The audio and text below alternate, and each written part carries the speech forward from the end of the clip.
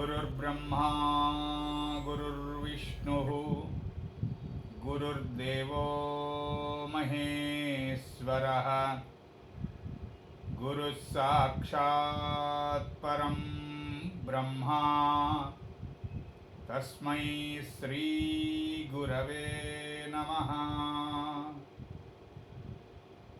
मूर्तित्वे परिकल्पितस्य शिभृतो वर्त्मा पुनर्जन्मनाम् आत्मेत्यात्मविदां क्रतुश्च यजतां भर्तामरज्योतिषां लोकानां प्रलयोद्भवस्थितिविभुश्चानेकधाय श्रुतौ वाचं नः सददात्वनेककिरणः त्रैलोक्यदीपो रविः यक्किरालकुलाम्बोधिविधुमानन्दरूपिणम् अनन्तार्यतनूजातं कृष्णं वन्दे जगद्गुरुं श्रीकृष्णमाचार्यमनन्तपुत्रं सत्साधुमित्रं करुणार्द्रनेत्रं गुरुं गुरूणां पितरं पितॄणाम् अनन्यशेषशरणं प्रपद्ये अनन्यशेषशरणं प्रपद्ये अनन्यशेषशरणं प्रपद्ये। श्रीकृष्णार्यशिष्यराजं ज्योतिश्शास्त्रप्रबोधकं श्रीपथमार्गमार्ताण्डं लक्ष्मणार्यमहं भजे।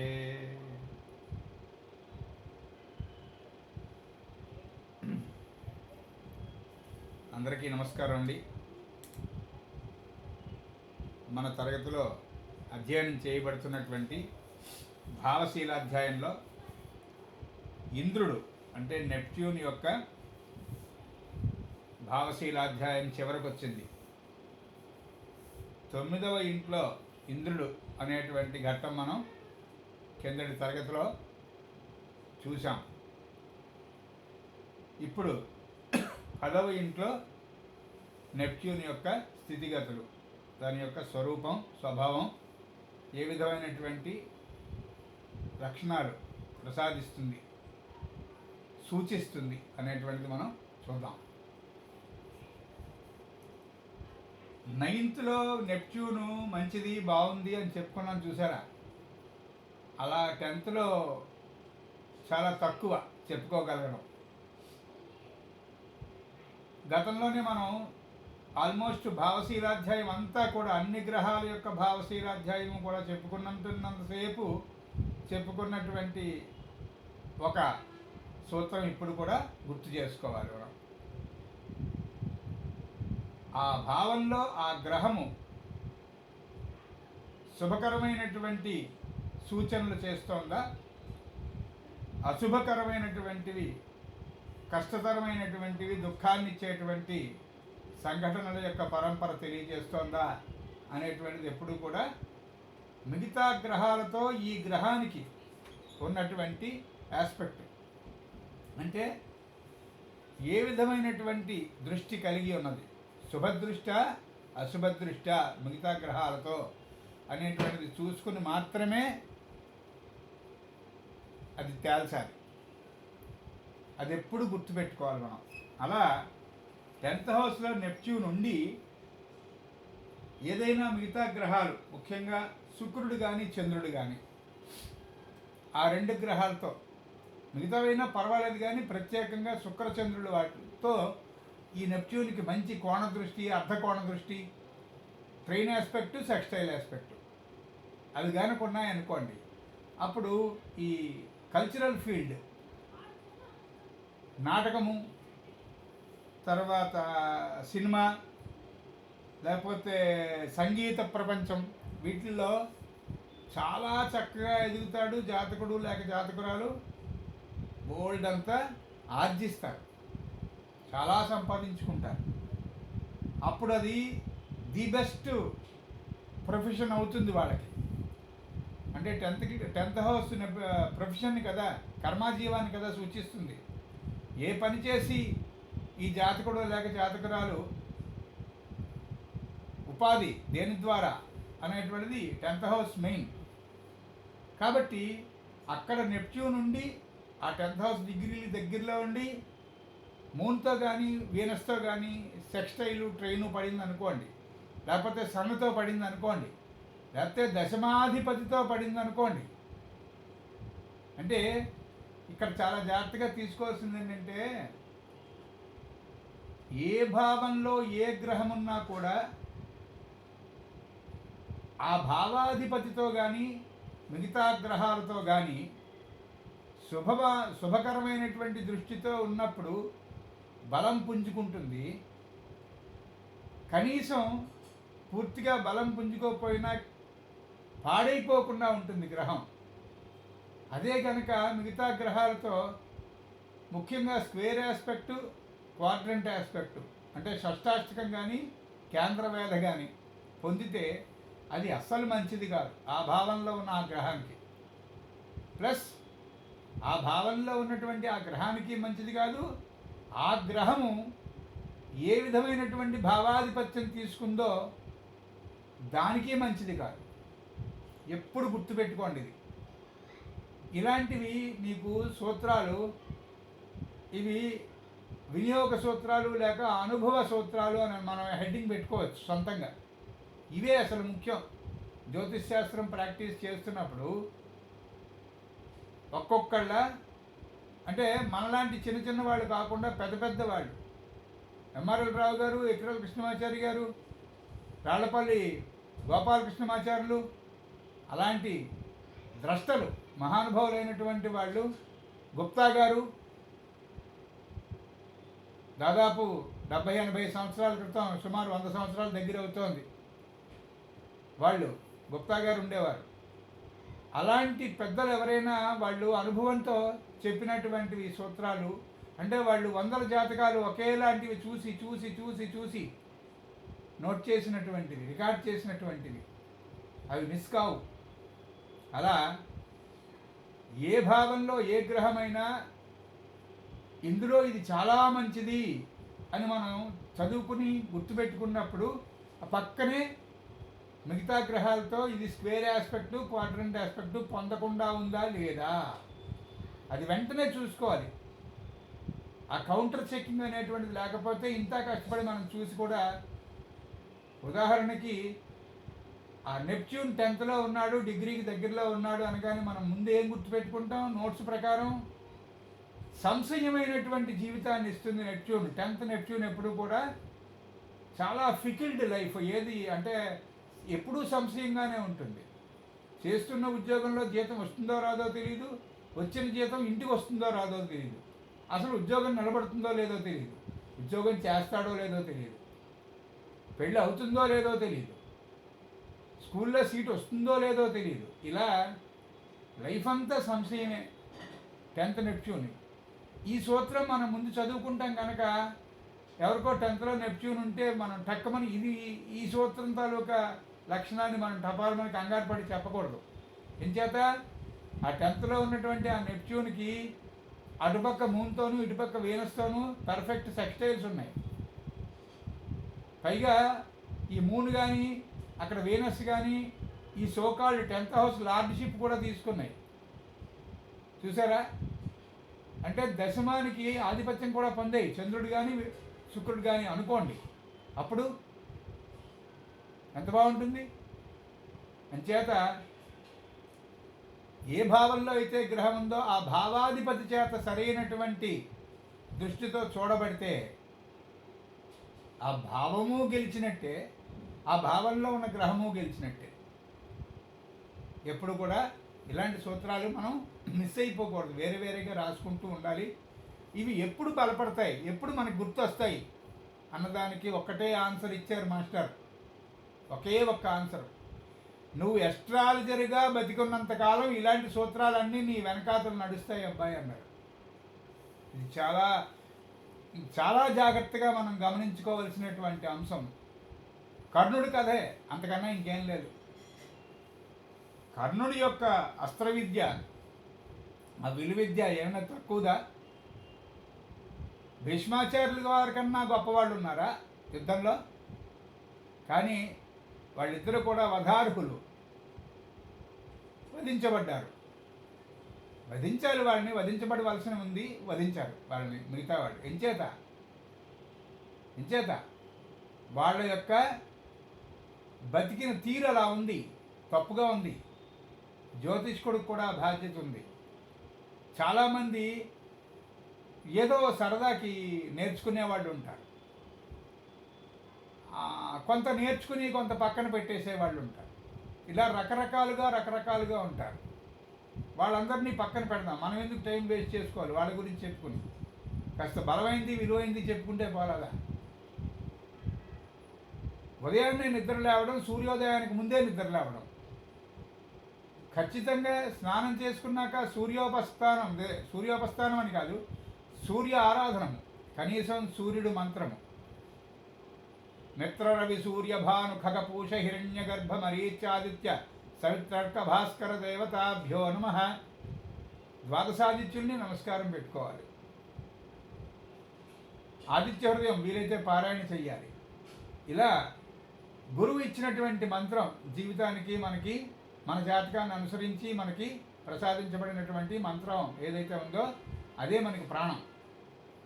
ఆ మంత్రం ఖచ్చితంగా జపం చేసుకోవాలి. స్నిగ్ధములు రస్యములు అయినటువంటి ఆహారాన్ని తీసుకోవాలి.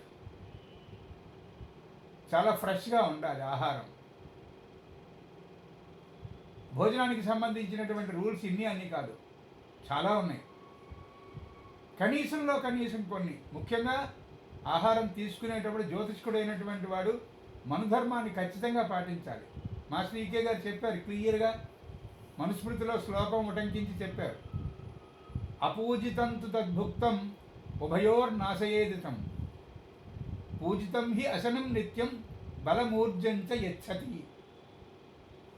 పూజ్యభావంతో తినాలి తినేటప్పుడు, ఇది భగవంతుడు నాకు ప్రసాదించాడు అనేటువంటి ఉద్దేశంతో.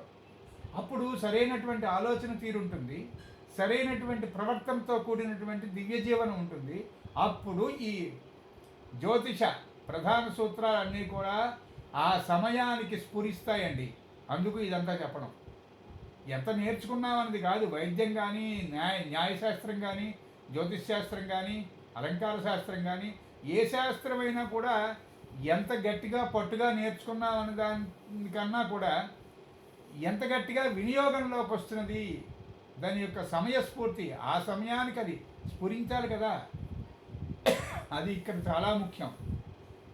అంచేత అలాంటి స్ఫురణ ఉండాలంటే ఇలాంటి జీవనం ఉండాలి. ఇలాంటి జీవనం ఉండాలంటే ఏ ఇంట్లో ఏ గ్రహం ఉంటే అలాంటి జీవనానికి నోచుకుంటాడు జాతకుడు లేక జాతకురాలు. అది చూసే నేర్పించేవారు జ్యోతిష్ శాస్త్రం అనేటువంటిది.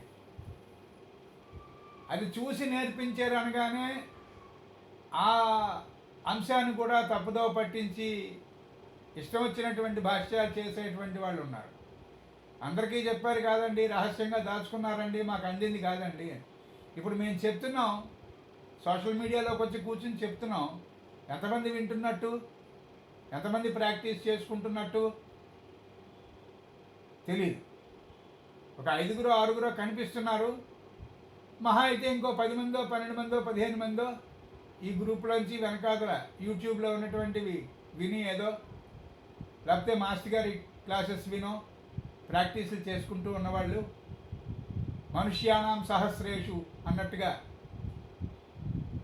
అలా ఎవరికి వాడు ఇండివిజువల్గా రన్ చేస్తున్నటువంటి లైఫ్ తాలూకా ప్యాటర్న్ వల్ల ఈ శాస్త్రానికి తనకి తానే దూరం అయిపోతాడు తప్ప శాస్త్రం నేర్పను అని ఎవరు అనడానికి లేదు. ఈ రోజుల్లో అసలు అలా అనడానికి లేదు.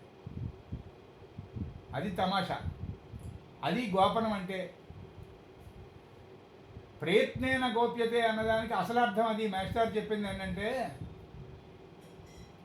ఆచార్యుడు తను ఆచరించి మంచిని, శాస్త్రాన్ని, శాస్త్ర విధిని 10 మందికి చెప్పడానికి సిద్ధంగా ఉన్నప్పటికీ కూడా ఎవరికైతే అది అందకూడదో ఆ సమయానికి వారు అక్కడ ఉండరు, ఆ సమయానికి వారికి ప్రాప్తం ఉండదు. ఒకవేళ విన్నా అర్థం కాదు, అర్థం ఉన్నా గుర్తుండదు, గుర్తున్నా ఆచరించరు. ప్రయత్నం చేత, స్వప్రయత్నం చేత గోప్యత వహించవలను, గోప్యంగా ఉంచవలను అన్నదానికి అసలు అర్థం అది. అంచేత అందుకే వీటిని రహస్యమైనటువంటి శాస్త్రములు అని పిలువబడినటువంటి కారణం అయితే అది. ప్రత్యేకంగా మనమేం రహస్యం దాచేదేం లేదు. తీస్తే ఇక్కడ ఉన్నటువంటి ఈ దశమంలో ఉన్నటువంటి ఇంద్రుడు సరిగ్గా కనుక లేకపోతే, అంటే కుజుడో శనితోనో రవితోనో ఒక మంచి స్క్వేర్ ఆస్పెక్ట్ పొంది ఉన్నాడు అనుకోండి, చాలా దారుణంగా ఉంటుంది ఆ యాటిట్యూడ్, ఆ జాతకుడు లేక జాతకురాలు యొక్క యాటిట్యూడు. మద్యం వ్యాపారం, మాదక ద్రవ్యముల వ్యాపారం, దొంగ వ్యాపారం, దొంగ నోట్లు ప్రింటింగ్ చేయడం, ఇలా సమస్తమైనటువంటి దుష్కర్మలకి ఆలవాలమైనటువంటి వ్యాపార సరళి. అంటే అబద్ధం ఆడకపోతే ఈ వ్యాపారం లేదండి, మోసం చేయకపోతే ఈ వ్యాపారం లేదండి అనేటువంటి ఆ మోసపూరితమైన ప్రపంచంలో వాళ్ళు రారాజులై వెళ్ళిపోతూ ఉంటారు, వెలిగిపోతూ ఉంటారు. ఏనాడో ఎప్పుడో ఎక్కడో దశల్లోనో, అంతర్దశల్లోనో, విదశల్లోనో, సూక్ష్మ దశల్లోనో ఎక్కడో ఒక దగ్గర ఆ షష్టాధిపతో ద్వాదశాధిపతో దాని యొక్క దశ, దాంట్లో అష్టమాధిపతి యొక్క అంతర్దశ వచ్చి సోకాల్డ్ అష్టమాధిపతితో ఇక్కడ ఉన్నటువంటి దశమంలో ఉన్నటువంటి నెప్ట్యూన్కి స్క్వేర్ ఏర్పడి ఉండి అలాంటి అన్ని పరిస్థితులు గుమిగూడుతాయి. అంటే అన్ని పక్కల నుంచి పోలీసులు వచ్చారండి, పట్టుకున్నారు దొంగని అన్నట్టుగా ఉంటుంది. ఇక అక్కడి నుంచి పతనం ప్రారంభం. ఇక్కడ పతనము అనేటువంటిది మనం చెప్పుకున్నాం కనుక ఇంకొక దీంతో పాటుగా దగ్గరున్న అంశం 10th హౌస్లో శాటర్న్కి ఇలాగే ఉంటుంది, బాగా సంశయంగా ఉంటుంది జీవితం. అన్లెస్ ఆ 10th శాటర్న్కి మిగతా గ్రహాలతో చక్కనైనటువంటి ఆస్పెక్ట్స్ లేకపోతే, మంచి ఆస్పెక్ట్స్ కనుక మిగతా గ్రహాలతో ఉన్నట్టయితే ఆ 10thలో ఉన్నటువంటి శని, ముఖ్యంగా 10th లిబ్రావో, అదేమిటిది క్యాప్రికార్న్ కానీ అక్వేరియస్ కానీ 10th హౌస్ అయ్యి అక్కడ శాటర్న్ ఉన్నాడు అనుకోండి, ఏం చెప్పారు? వీలైతే రాష్ట్రానికి లేదా దేశానికి అధినాయకుడు అవుతాడు. చాలా అత్యద్భుతమైనటువంటి జీవితం వెళుతూ ఉంటుంది. అదే కనుక 10thలో అక్కడే ఆ లిబ్రాలోనో క్యాప్రికార్న్లోనో అక్వేరియస్లోనో శాటర్న్ నుండి ఓన్ హౌసే కదా, వచ్చే కదా అని అనుకుంటున్నాం, కానీ ఆ రవితోనో లేకపోతే కుజుడితోనో స్క్వేర్ కొట్టింది అనుకోండి, సేమ్ డిగ్రీస్ అయినట్టే. ఎప్పుడూ పాపం నాయకత్వం వహిద్దామనేటువంటి కోరిక ఉండిపోతుంది తప్ప ఆ పట్టుదల వల్ల రాత్రి పగలు అక్కడెక్కడో రాజకీయము అనేటువంటి జంక్షన్లో తిరుగుతూ ఉంటాడు తప్ప ఎప్పటికీ గెలవడు, ఉన్నదంతా ఆర్పేస్తాడు. పుట్టడం చాలా ఉన్నతమైనటువంటి స్థితిలోనే జన్మిస్తాడు. చివరికి సరిగ్గా నడి వయసు వచ్చేటప్పటికి మొత్తం అంతా ఆరిపోయి ఉంటుంది, ఆస్తి పాస్తి అన్నీ అయిపోతాయి. అలా ఉంటుంది 10th శాటర్న్ తాలూకా కథ. సేమ్ అదే లక్షణాలు మళ్ళీ ఇక్కడ 10th నెప్ట్యూన్కి ఉంటుంది. అదే 10th నెప్ట్యూన్ బాగుంటే చాలా చాలా బాగుంటుంది, చాలా అత్యద్భుతమైనటువంటి స్థితిగతులు ఉంటాయి, సూపర్గా ఉంటుంది. అంచేత ఈ దశమంలో ఉన్నటువంటి నెప్ట్యూన్ లక్షణాలు ఇలా మనం అధ్యయనం చేసుకోవాలి. ముఖ్యంగా దశమంలో ఉన్నటువంటి నెప్ట్యూన్కి ఇంకొక ప్రధానమైనటువంటి లక్షణం ఏం చెప్పారు అంటే మాస్టర్ మనకి, తల్లిదండ్రులు వీలైతే ఇద్దరికీ దూరంగా ఉండొచ్చు, ఈ జాతకుడు లేక జాతకురాలు, లేదా కనీసం తండ్రికో కనీసం తల్లికో బాగా దూరంగా సెటిల్ అవడం అనేటువంటిది చిన్నప్పటి నుంచే. ఏదో కారణం, చదువు కారణమా, ఉద్యోగం కారణమా, ట్రైనింగ్ కారణమా తెలియదు, రకరకాల కారణాలు.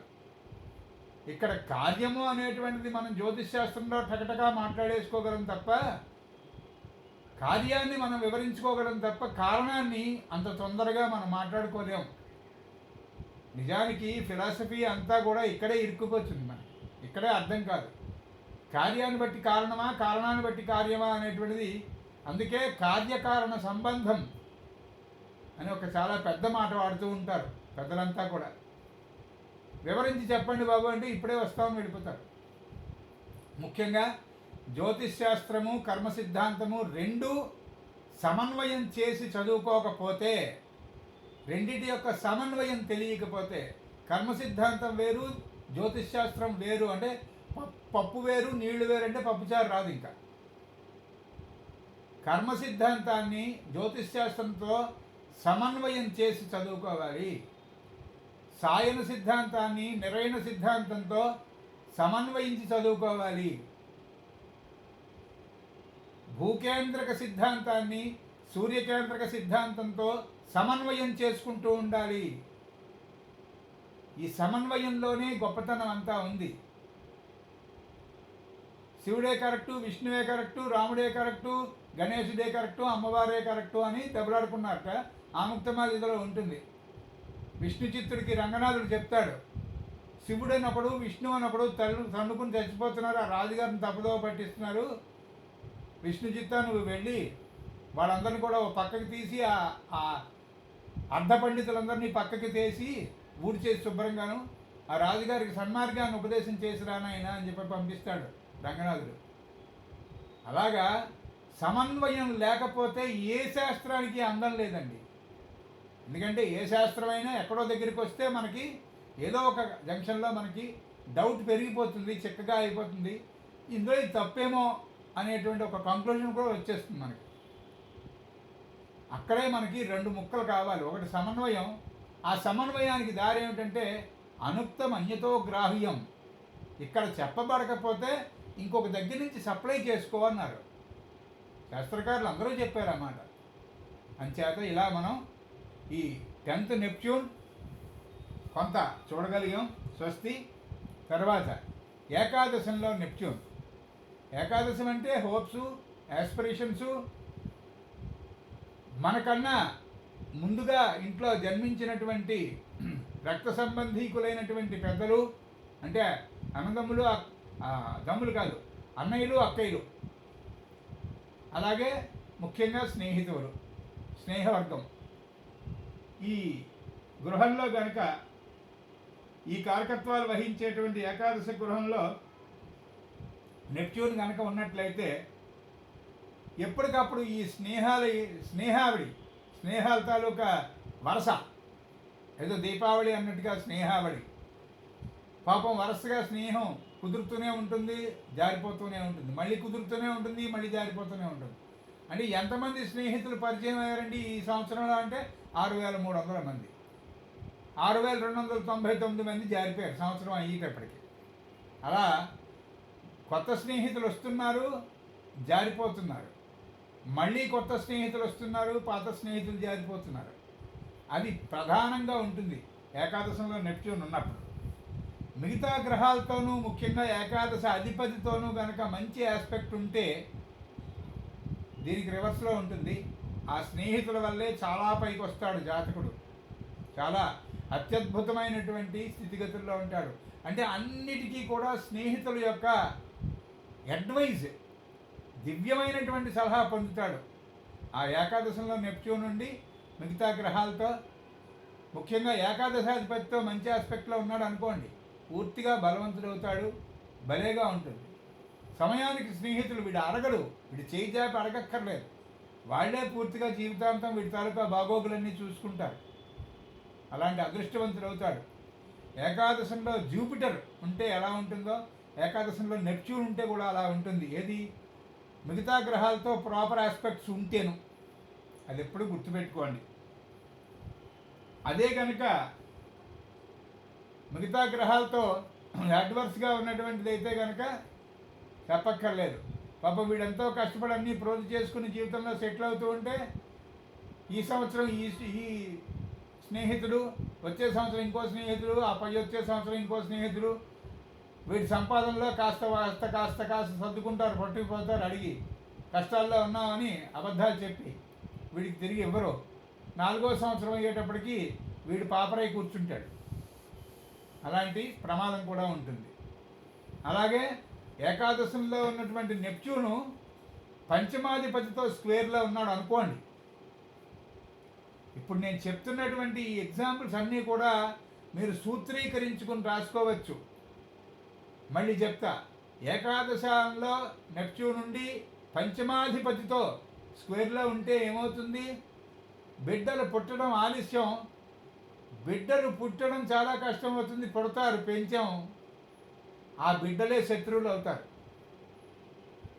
ఇప్పుడు బిడ్డల వయసులోకి వచ్చిన తర్వాత 37, 47 వయసులోకి, 35 వయసులోకి వచ్చి వాళ్ళ పెళ్ళిళ్ళు వాళ్ళకి అయ్యేటప్పటికీ ఆ అన్నగారు, చెల్లెలు గారు, తమ్ముడు గారు, అన్నయ్య గారు వాళ్ళే కూడబలుక్కుని ఈ తల్లిని ఒక దగ్గర, తండ్రిని ఒక దగ్గర ఆశ్రమాల్లో జాయిన్ చేసేవాళ్ళు లేరు. సోకాల్డ్ తల్లికి తండ్రికి కామన్గా 10th హౌస్లో నెప్ట్యూన్ నుండి పంచమాధిపతితో చెడిపోయినటువంటి జాతకాలు అవి. 10th హౌస్లో శాటర్న్ నుండి పంచమాధిపతితో చెడిపోయాను, 11th హౌస్లో నెప్ట్యూన్ నుండి పంచమాధిపతితో చెడిపోయినవి, లేదా 11th హౌస్లో శాటర్న్ నుండి. అంటే ఏకాదశం శాటర్న్ చాలా మంచిది కదా అండి. ఏకాదశంలో మార్స్ కానీ శాటర్న్ కానీ చాలా మంచిది కదా, తృతీయ ఏకాదశాల్లో అని ఒక సూత్రం గుర్తొస్తుంది మనకి. మిగతా చూసుకోవాలి. అందుకే కండిషన్ అప్లై అనేటువంటి సూత్రం ఏదైతే ఉందో అది జ్యోతిష్ శాస్త్రంలో పేజీకి ఒకసారి కాదు, లైన్కి ఒకసారి పక్కన రాసుకుంటూ ఉండాలి. కండిషన్ అప్లై చాలా జాగ్రత్తగా ఉండాలి. ఏ కండిషన్ని కొట్టి పారేస్తోంది అనేటువంటిదే మన ఆర్ట్. అందుకే ఈకే గారు ఒక మాట చెప్పారు, హోమియోపతి కానీ, ముఖ్యంగా హోమియోపతి కానీ, జ్యోతిష్ శాస్త్రం కానీ నేర్చుకునేటప్పుడు శాస్త్రాలు అవి, వినియోగంలోకి వచ్చాక అవి కళలు. నేర్చుకున్నప్పుడు అవి డాక్టరిన్స్, నేర్చేసుకుని ప్రాక్టీస్ చేస్తున్నప్పుడు ఆర్ట్. అది చాలా జాగ్రత్తగా తేడాను గమనించాలి మనం. అంచేత ఇక్కడ ఏకాదశానికి ఎదురుకుండా ఉన్నటువంటిది ఏది ఉంది? పంచమం, పుత్రస్థానం, ప్రతిభ, వ్యుత్పత్తి, ఇవన్నీను. ఈ సోకాల్డ్ అధిపతితో, పంచమాధిపతితో కనుక అడ్వర్స్గా ఉంటే ఏకాదశంలో ఉన్న శని కానీ నెప్ట్యూన్ కానీ పాపం ఎటు కాకుండా అయిపోతుంది. గుర్తుపెట్టుకోవాలి. స్వస్తి. తర్వాత ద్వాదశం అన్నప్పుడు ఎప్పుడూ కూడా వ్యయము, రహస్యము, వ్యసనము, మోక్షము, ఇవన్నీ కూడా గుర్తు రావాలి. భావము అనగానే ఆ కారకత్వాలన్నీ 4, 5, 10, 12, 15 ప్రధానంగా ఉన్నటువంటి కారకత్వాల వరుస వెంటనే వచ్చేయాలి బుర్రలోకి. గుర్తుపెట్టుకోండి. మళ్ళీ గుర్తు చేస్తాను. గ్రహకారకత్వము, భావకారకత్వము, రాశికారకత్వము, 3 రకాలైనటువంటి కారకత్వాలు ఎప్పుడు కూడా చాలా అత్యద్భుతమైనటువంటి ఎక్స్పర్టైజ్ ఉండాలి వాటి మీద. అంటే ప్రతిరోజు కనీసం ఒక 10 చార్టులు చూడాలండి. అప్పుడే ఇలాంటి అవసరమైనటువంటి అనుభవం ఎప్పుడు వస్తుందంటే, పరిశీలన చేయడం ఎప్పుడు వస్తుంది? వింటే రాదు. పరిశీలన చేయుట అనగా అని చెప్పి ఒక ఎస్సే రైటింగ్, కాంపోజిషన్, కాంపోజిషన్ లాగా ఏమీ రాదు. కాంపోజిషన్ రాస్తే మార్కులు పడతాయి, కానీ అరిసెలు చేయడం మాత్రం ఎప్పుడు వస్తుంది? చేస్తే వస్తుంది. ఎన్నిసార్లు నిద్రలో లేపడిగినా కూడా ఆ జాగ్రత్తలన్నీ కూడా టకటకా చెప్పగలిగినటువంటి ఎంత పిండికి ఎంత బెల్లం అన్న దగ్గరికి ఎవరూ చూడక్కర్లేకుండా ఇప్పుడు అనేది మళ్ళీ మనం బుర్రగొక్కోకుండా చెప్పగలిగినప్పుడు అప్పుడు అరిసెలు చేయడం వచ్చినట్టు. అలా కనీసం రోజుకి 10 చార్ట్లు మినిమం చూస్తూ ఉండాలి. 2 రకాల ప్రాక్టీసులు. అందులో ఒకటో రకం, మొదటి ప్రాక్టీసు మనం చేయవలసింది. రెండవది భగవంతుడు మన చేత చేయించేది. ఆ మొదటి ప్రాక్టీస్ ఏమిటి? మనంతట మనమే పెద్దలు, బాగా సెటిల్ అయినటువంటి వారు, 10 మందికి వినియోగపడేటువంటి ఆదర్శవంతమైన జీవితాలు గడిపిన వాళ్ళు, ముందు అలా ఉన్నవాళ్ళు, జీవించి ఉన్నటువంటి వారి చార్ట్లు రోజు ఒక 10 చార్ట్లు పెద్దవాళ్ళు పెట్టుకుని అబ్జర్వ్ చేయాలి. అందులో గ్రేడింగ్.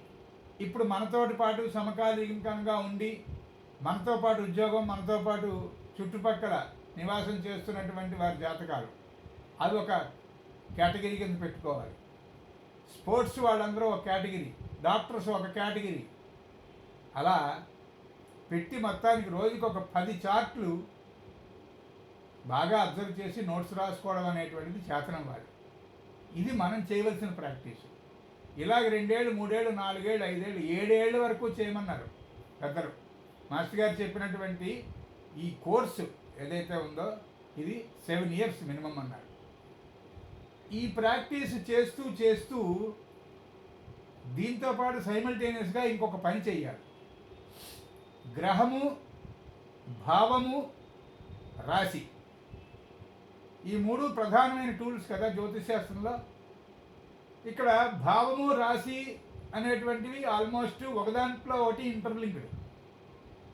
అంచేత భావాన్ని అలా పక్కకు ఉంచి గ్రహములు, రాశులు రెండూ కూడా న్యాస విద్యతో అవి ధ్యానం చెయ్యాలి. అంటే శరీర భాగాల్లో ఏ భాగం మీద ఏ గ్రహం యొక్క ప్రభావం ఉంటుంది, అలాగే రాశుల్లో ఏ రాశి యొక్క ప్రభావం చేత శరీరంలో ఏ భాగం తయారవుతోంది, రన్ అవుతోంది అనేటువంటిది ఒక ప్రత్యేకమైనటువంటి కోర్సు ఉన్నది. అది రాశుల ధ్యానము, గ్రహములపై ధ్యానము మనకి ఇచ్చారు.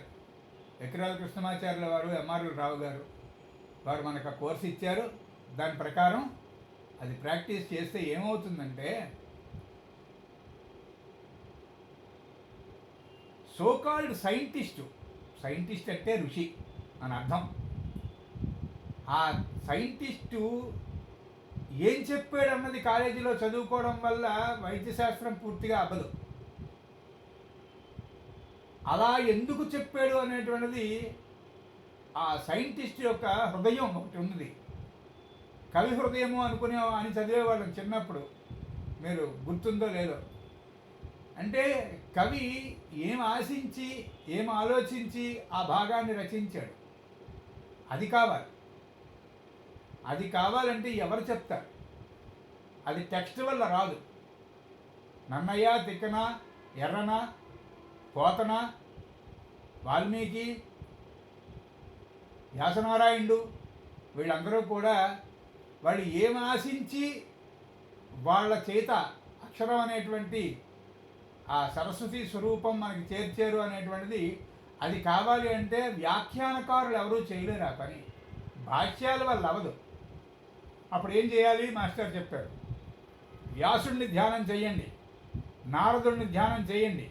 నారద సంహిత చదువుకుందాం అనుకున్నాం, గ్రంథం దొరికింది లైబ్రరీలో, ఎస్వి కృష్ణ కాలేజీ ఏదో ఆంధ్ర యూనివర్సిటీ లైబ్రరీ. ఆ నారద సంహిత తెచ్చుకొని కూర్చుని భక్తితో నారదుడిని ధ్యానం చేయండి. స్వామి, ఈ గ్రంథం ద్వారా నువ్వు లోకానికి ఏం అందజేయదలుచుకున్నావో, నా బుర్రకి ఎంత అవసరమో ఇప్పుడు అంతా నువ్వు ప్రసాదించి తండ్రి అని దండం పెట్టండి. ఆయన ధ్యానం చేసి ఆయనే మీకు ఆ గ్రంథం వివరిస్తున్నట్టుగా మెడిటేట్ చేసి అప్పుడు చదవడం మొదలు పెట్టండి. అప్పుడు చూడండి, బృహజ్జాతకం వరాహమీరుడు మీతో పాటుగా ఉండి చెప్తున్నట్టుగా ధ్యానం చేయండి. అలా గ్రహ ధ్యానములు, రాశి ధ్యానములు చేసుకుంటూ చుట్టుపక్కల వాళ్ళ జాతకాలు పరిశీలన చేస్తూ నోట్స్ రాసుకోవడం, అది మనం చేయవలసినటువంటి ప్రధాన కర్తవ్యం. జీవించవలసినటువంటి తీరులో ఈ మిగతా రూల్స్ ఇందాక చెప్పుకున్నాం. ప్రాతకాలంలో నిద్ర లేవడం అంటే ఒకే సమయానికి నిద్ర లేవడం, ఒకే సమయానికి నిద్రించడం, అవి చెప్పారు మొట్టమొదట. టైమింగ్ అనేటువంటిది మనకి చేత కావాలి. జ్యోతిష్కుడికి ముందు పట్టు రావాలి దాని మీద. ఇవాళ 5ంటికి, రేపు 7ంటికి, ఎల్లుండి 9ంటికి, ఆదివారం క్యారేజీ కట్టక్కర్లేదు కాబట్టి 11ంటికి. అలా కాదు, అలా అయితే రాదు. ఆ జ్యోతిష్ శాస్త్రానికి ఆ లక్షణం కుదరదు. అంచేత ఎలా జీవించాలో వాళ్ళు జీవించి చూపించారు. ఆ ప్రకారం జీవిస్తూ ప్రాక్టీస్ కూడా ఈ విధంగా పెట్టుకుంటే అసలు అప్పుడు 12th హౌస్ అనగానే వ్యసనం అని కానీ ఖర్చు వ్యయం అని కానీ గుర్తు రాకుండా మోక్షస్థానము అనేటువంటిది గుర్తొస్తుంది. అంటే దాని యొక్క స్వరూపం వేరేగా మనకి దర్శనం వస్తుంది. అలా చూస్తే అప్పుడు తెలుస్తుంది. ఈ ద్వాదశంలో నెప్ట్యూన్ ఉన్నటువంటి జాతకులకి మంచి అవకాశం ఏంటి తెలుసా? వాళ్ళకి ఫిక్స్డ్గా ఒకే దగ్గర ఉండి కదలకుండా ఉండేటువంటి ఫెసిలిటీ ఉంటుంది ఆ జాతకులకి. అంటే వాళ్ళు పాడు చేసుకుంటే తప్ప వాళ్ళకి ఆ అవకాశం ఉంది. అంటే ఒకే దగ్గర కొన్ని సంవత్సరాల పాటు మరి ఆ ఇంట్లో కదలరు, ఆఫీసులో కదలరు, అదే సీట్లో ఉండిపోతారు. అంటే కర్రకుర్చీ అరిగిపోయిందండి వీళ్ళు కూర్చుని అంటారు చూసారా? 12th హౌస్లో నెప్ట్యూన్ అలా ఉంటుంది. పైగా బాహ్య ప్రపంచంతో సంబంధం ఉండదు వాళ్ళకి. అంటే మిగతా గ్రహాలతో చెడిపోతే అది వేరు, కానీ అదర్వైజ్ అత్యద్భుతంగా మిగతా గ్రహాలతో సూపర్ ఆస్పెక్ట్ లేకపోయినా కూడా అట్లీస్ట్ చెడిపోకుండా ఉంటే మటుకు 12th నెప్ట్యూన్ని ఎక్కువ వినియోగించుకునేటువంటి అవకాశమే ఉంది. జాతకుడు కనుక ఆ మాత్రం ఈ మాత్రం సాధన చేసుకుందాము అనేటువంటి కోరిక కలిగి ఉంటే. లేకపోతే ఏముంది, కళలు వస్తూ ఉంటాయి. నెలకోటో 2, 3 కళలు, విచిత్రమైనటువంటి కళలు వస్తాయి. ఎవరెవరో వస్తారండి కళల్లోనే ఏదో చెప్తారండి, వెళ్ళిపోతారండి. నాకేమీ అర్థం అవుదండి అంటాడు పాపం అలోపతి డాక్టర్కి. అసలు నమోస్తున్నారాయణ, ఆయనకి అసలు అర్థం అవ్వదు. కళకి ఎప్పుడు వాల్యూ ఇచ్చాడు కనుక. అంచేత అలా వెళ్ళిపోతుంది. ఈయన గారు ఆయన గారు పాపం అంటే అయోమయం సర్వీస్. అంచేత అలా తీసేస్తే ఆధ్యాత్మికత అనేటువంటి దానికి స్థిరత్వము అనేటువంటిది కదా మొదటి ప్రాతిపదిక. అది ఇక్కడ కుదురుతుంది 12th నెప్ట్యూన్ వాళ్ళకి. అలా లేకుండా లైఫ్ వేరేగా ఉందండి అనుకున్న వాళ్ళు ఈ సిఐడి, ఇంటెలిజెన్స్, రా ఈ రంగంలో ఉంటారు. వాళ్ళు 12th నెప్ట్యూన్ వాళ్ళు ఉంటారు. కాకపోతే మరి అక్కడ 12th నెప్ట్యూన్ వాళ్ళు ఏమవుతుంది, ద్వాదశంలో శని కానీ ద్వాదశంలో నెప్ట్యూన్ కానీ ఉంటే వ్యసనానికి ఎక్కువ అవకాశం ఉంది అని కదా ఇంకో సూత్రం. అది వాళ్ళకది వర్తిస్తుంది. ముఖ్యంగా 12th శాటర్న్ చాలా జాగ్రత్తగా ఉండాలి. చాలా చిన్నప్పుడే మద్యపానము అనేటువంటిది చాలా త్వరగా అలవాటైపోయేటువంటి అవకాశం ఉంటుంది. ఆ శని ఏమాత్రం స్క్వేర్ ఆస్పెక్టో లేకపోతే క్వాడ్రంట్ ఆస్పెక్ట్తో మిగతా గ్రహాలతో చెడిపోతే కనుక ఇంకా మరి చెప్పలేము. నెప్ట్యూన్ కానీ శాటర్న్ కానీ 12thలో ఉంటే ఖచ్చితంగా వ్యసనపరులు అయిపోతారు. కనీసం పేకాట లాస్ట్. అంటే ఒక ఇంద్రజాలము అనేటువంటిది, ఇక్కడ ఇంద్రుడు కదా నెప్ట్యూన్ అంటే, అయింద్రజాలము అనేటువంటిది ఖచ్చితంగా ఎక్కడో దగ్గర వీళ్ళు ఇరుక్కుపోతారు. లేదా మిగతా గ్రహాలతో కనుక పాజిటివ్గా ఉంటే వీళ్ళే ఇంద్రజాలము, వీళ్ళే మహేంద్రజాలము. వీళ్ళ యొక్క శుభకరమైనటువంటి ప్రభావం, మాయా ప్రభావంలో మిగతా ప్రజలు ఉద్ధరించబడతారు. అంత మంచి ఆస్పెక్ట్ అది 12thలో నెప్ట్యూన్. అంత ప్రమాదకరమైన ఆస్పెక్ట్ కూడా రెండూను. ఇలా యోగ సాధన అనేటువంటిది, ఆధ్యాత్మికమైనటువంటి సాధన అనేటువంటిది రహస్యంగా చేసేటువంటి అసోసియేషన్స్ కొన్ని ఉంటాయి. వాళ్ళు మొన్న ఎప్పుడో ఆ మధ్య చెప్పుకున్నాం మనం. అసలు రహస్య క్రతువులు అనేటువంటివి ఎందుకు, క్రతువు రహస్యంగా చేయవలసిన అవసరం ఏమిటి అంటే దాని అవసరం కృతయుగంలోనే దిక్కులేదు, త్రేతాయుగంలోనే దిక్కులేదు. ఏదో విశ్వామిత్రుల వారు అక్కడెక్కడో ఏదో రిచువల్ సంకల్పం చేస్తే ఆయన పాపం దశరథులు వారిని అడగడం, రాముడు లక్ష్మణుడు వెళ్ళడం మనం రామాయణంలో చదువుకున్నాం. తాటకి మారీచుడు సుబాహుడు వచ్చి యజ్ఞాన్ని పాడు చేయదలచడం, వాళ్ళని సంహరించి రామలక్ష్మణులు విశ్వామిత్రుల వారి దగ్గర చక్కనైనటువంటి అస్త్రశస్త్రములన్నీ కూడా అభ్యాసం చేయడం, ఇవన్నీ కూడా చదువుకున్నాం చూసారా. కారణము గాయత్రి మంత్రము ఉపదేశము, విశ్వామిత్ర ఋషి సవితాదేవత, ఇది వేరే కారణం మీద వేరే కార్యం. అదే ఇందా చెప్పుకున్నాం, కార్యం వేరు కారణం వేరు, రెండింటి సమన్వయం కావాలి మనకి. ఇక్కడ మనకు అవసరమైనంత మటుకు రహస్య క్రతువు అనేటువంటిది తీసుకుంటే రామాయణ కాలం నుంచి కూడా క్రతువు రహస్యంగా చేయవలసిన అవసరం ఉంది. ఎందుకంటే ఈవిల్ ఫోర్సెస్ అనేటువంటివి దేవతా గణము ఎచ్చట ఉండునో అచ్చటనే రాక్షస గణమును ఉండును. దితి అదితి ఇద్దరు కశ్యపుడికి,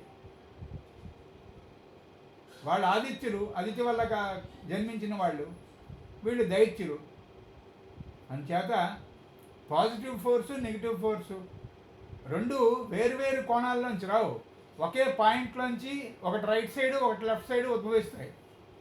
అందుకే వి అనేటువంటి అక్షరము ఏదైతే ఉందో, అంటే ఇంగ్లీష్లో ఆధ్యాత్మికత ఏమిటండి అని అనుకోకపోతే మాస్టర్ ఈకే గారు చాలా అత్యద్భుతంగా ప్రిలిమినరీ స్టేజెస్లో ఇంగ్లీష్ లెటర్ వి మీద ధ్యానం చేయమనేవారు. ఒకే పాయింట్ నుంచి రైట్ సైడు లెఫ్ట్ సైడు వెళ్తాయి రెండు గీతలు, ఒకటి వామాచారము ఒకటి దక్షిణాచారం.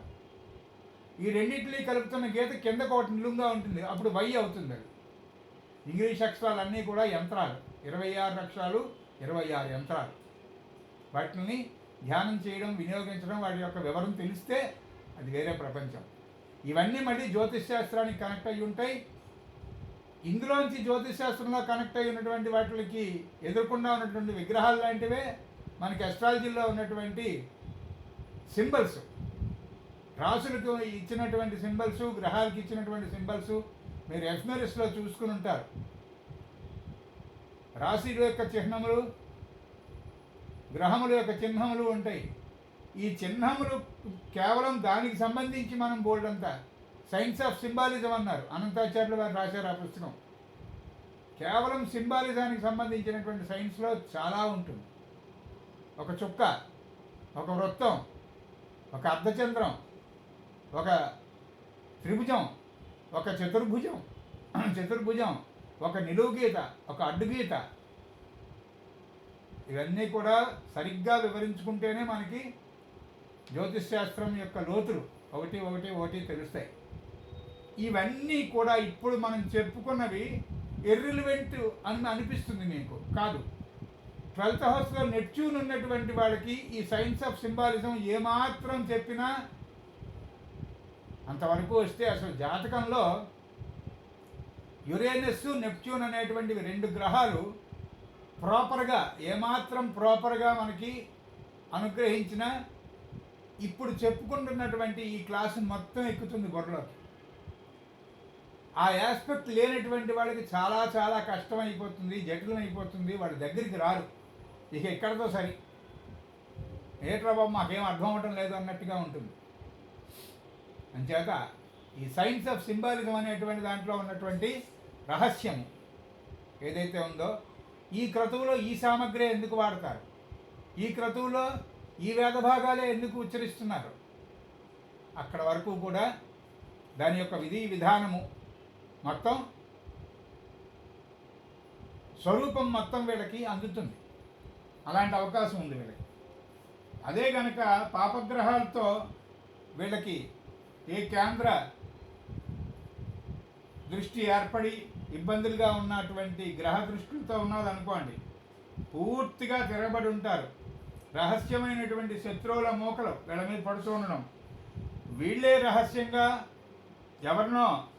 ఎవరిపైననో శత్రుత్వం వహించి వాళ్ళ మీద పడడం, హత్యా ప్రయత్నాలు, సమస్తం ఒకటి కాదు, ఇక చెప్పక్కర్లేదు. పోలీసు శాఖ వారు న్యూస్ పేపర్లో ఎవరి గురించి అయితే ఎక్కువగా మాట్లాడతారో, దోపిడీదారులు, దొంగలు, మోసగాళ్ళు, వాళ్ళందరూ కూడా ఇదే నెప్ట్యూను, ఇదే ద్వాదశంలో ఉండి మిగతా గ్రహాలతో చెడిపోయినటువంటి వారి చరిత్ర. అంచేత ఇక్కడికి స్వామి దయ వల్ల నెప్ట్యూన్ భావశీలాధ్యాయం చాలా వరకు మనం అధ్యయనం చేయగలిసాం. ఇక ఇక్కడి నుంచి ఎవరికి వాళ్ళు అధ్యయనం చేసుకుంటూ ఉండొచ్చు మిగతాది. ఈ తర్వాత వచ్చేటువంటి తరగతుల్లో ప్లూటో అంటే యమగ్రహము అనేటువంటి చూద్దాం. ప్లూటో చెప్పుకున్న తర్వాత అప్పుడు నోడు యాంటీనోడు చెప్పుకుందాం. ఇది ప్రస్తుతం మనకి ఉన్నటువంటి ప్రణాళిక. ఈ ప్రకారం ముందుకెళ్దాం. స్వస్తి ప్రజాభ్య పరిపాలయంతాం న్యాయేన మార్గేణ మహిం మహీషాః గోబ్రాహ్మణేభ్యः శుభమస్తు నిత్యం లోకా సమస్తా సుఖినో భవంతు. ఓం శాంతి శాంతి శాంతి.